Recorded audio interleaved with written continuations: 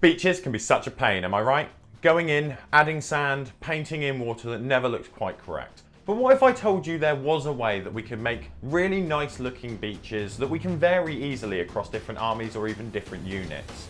Today we're going to be touching on some simple tricks that we can do to make these really nice depth bases of beaches, seas, anything like that. And we're going to be starting off by grabbing a base. Once we have chosen our base and we've got it for the appropriate size for our model, we just want to flip it upside down and then grab some sort of modeling material. This modeling material can essentially be anything from green stuff, milliput, or like we're going to be using here, modeling paste.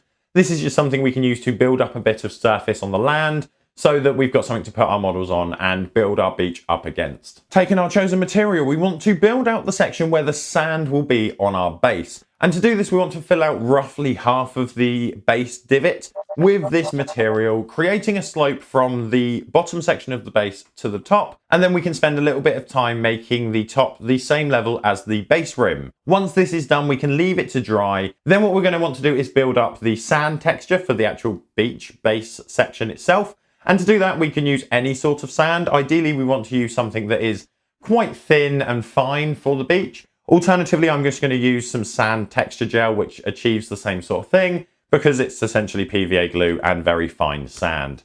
What we want to do is get to laying that down across the entire base in a thin coat so that we get a fine sandy texture. When applying the sand over this base, we do actually want to catch all of the base. So the section that will be water, as well as the raised beachy section that we've sculpted so far. And the reason we're doing this is so that we don't have a random step up where the sand starts, and it's a consistent gradual texture across the entirety of the base. And once that's all dry and we've got everything where we want it, we can move across to the actual painting. For painting, naturally, we're going to want to do an undercoat, and we can use any color here. We're going to be applying a base coat that will kind of cover most of it anyway. However, if we are doing a particular themed or colored sand, so say like a Tenerife black sand beach, we may want to use something like a Chaos Black for that. However, for a normal sandy golden sand beach, I'm going to be going down and laying a Xandri Dust undercoat so that we can build across that in a moment. We can then take a nice dark sandy brown colour.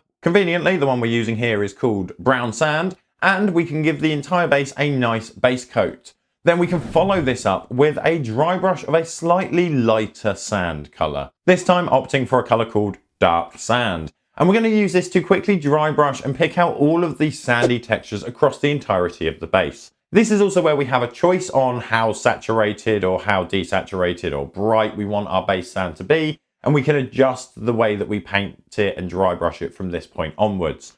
However, I'm going for that sort of stereotypical movie yellow beach, and if you think of any other ways that we can paint some different style beaches, potentially alien themed beaches and things like that, drop some colour recipes down in the comments below and let's have a discussion about it.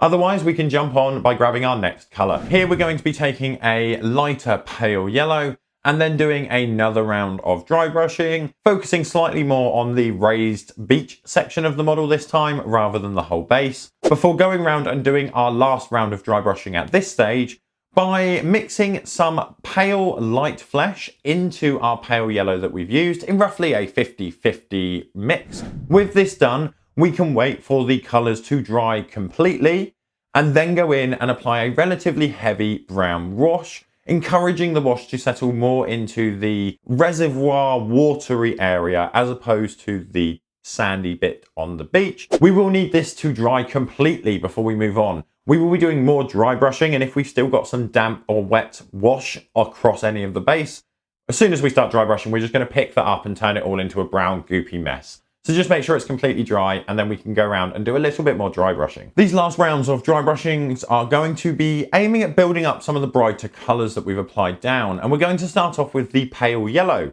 And here what we want to do is dry brush all over the base, but apply more of the paint to the sandy areas so that we get a nice transition from the darker lowered reservoir where our water will be to the texture of the sand. Then this can be followed up with the same skin and pale yellow mix from earlier, roughly 50-50, and we can use this to dry brush and catch all of the uppermost finest raised areas of the base, trying to avoid the recesses where possible. At this point, the base is essentially painted. If we've done it as all sand and we haven't put a reservoir in, the base itself can actually be called done. However, if we have put the reservoir because we want it to be by the beach side, then there's a couple of tricks that we can do just to elevate the base a little bit and make people think we've put a lot more work in than we actually have. The water we're going to actually build out with some water effects. We can use any type here, whether it's going to be standard water effect liquid, whether it's 2-part resin, UV resin, or just a general layer of clear PVA. We're going to be using 2-part resin here, mixing together 2 parts in equal proportions. Equally, we can also choose at this point to add a little bit of color to the water as well. Just going in and adding a small amount of contrast will nicely tint this area and all of the water that we've mixed up. Just remember that we want to start with a small amount of color and then add more if we need it, so the colors don't get too deep and dark. We can then pour this into the reservoir of the base. Personally, 2-part resin is my preferred way of using this. I know that a lot of people are scared of using things like this because my main experience is they've seen the videos where it all cracks and it heats and it leaks and everything goes terribly wrong. However, that's not massively a risk here because we're going to be putting it into a sealed container, which is the base. We're not going to have to worry about a load of leaking. So we're not going to come into a horrible mess across our painting desk or wherever we've stored the bases overnight to cure. There are a couple of other good reasons for this as well. If we've got a large army, we can essentially whip up a large amount of this, mix it in and then do 30 bases in a couple of seconds rather than sitting down and pouring a small amount of UV into each and every single one or building up multiple levels with liquid water effects. The final advantage is we can also, if we've got models painted at this precise moment in time, we can stick them to the base at this point and have them partially submerged within the water effect. And because it's a transparent 2-part resin, we still are able to see partially through, even if we've tinted it, so that we can see the effect of a model coming out of the water, which just adds a little bit of extra dimension and depth to our bases and our army as a whole. If we want to push it a little bit further, we can go in and apply some texture and some splashes and some waves. Generally, I would suggest doing this with a specific splash texture product.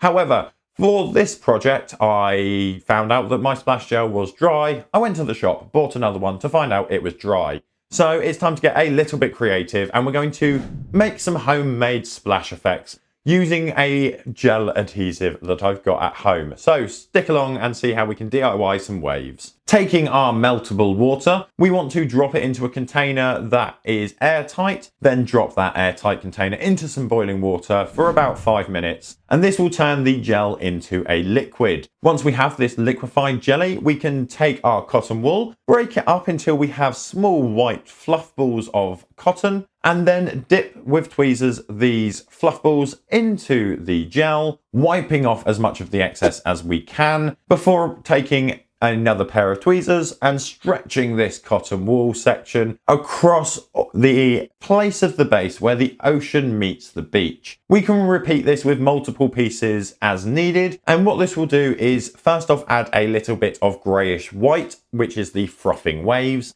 as well as helping to build up a nice bit of texture there as well. Now, this is quite difficult to show on camera itself, and I'm going to do my best in the footage. But essentially, this sort of stuff, it's a jelly like gelatin, but when you heat it up, it does melt down.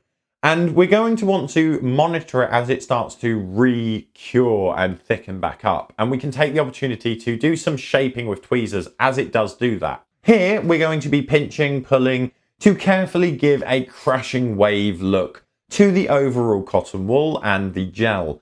As it thickens, the combination of the thickening gel and the cotton wool fibers will start to keep these waves in more place. Then we can do the optional step of adding a little bit more contrast and color by remelting a tiny amount of this gel and then mixing in a small drop of white ink on a palette to make a nice white gel. We can then carefully stipple this over the tops of the waves that we've just made out of the cotton wool, and what this will do is add some brighter contrast on those waves where it goes from the sea to the greyish undercoat of the cotton to this brighter roaring white on top. Now, do bear in mind that the process we've just done is going to cure and dry as a gel, and this is relatively resilient. So if you're going to be putting it on gaming bases, it should hold up, and if it's for a display model in a cupboard, you're not going to have any issues at all. However, don't sit there and push it with your finger because you're just going to ruin it. But that would probably happen with any base, to be fair, so don't be pushing fingers on your bases.